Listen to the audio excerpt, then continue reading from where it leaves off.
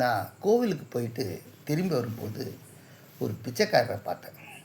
ஒரு கையும் ஒரு காலும் இல்லாத நிலையில் அவர் பிச்சை எடுத்துகிட்டு இருந்தார்.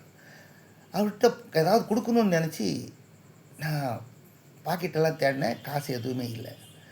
உடனே அந்த பிச்சைக்காரர்கிட்ட போய், என்னப்பா இது எப்படி நடந்தது, இயற்கையாகவே நடந்ததா அப்படின்னு அவர்கிட்ட கேட்டேன். அவர் முகத்தில் ஒரு சந்தோஷம்.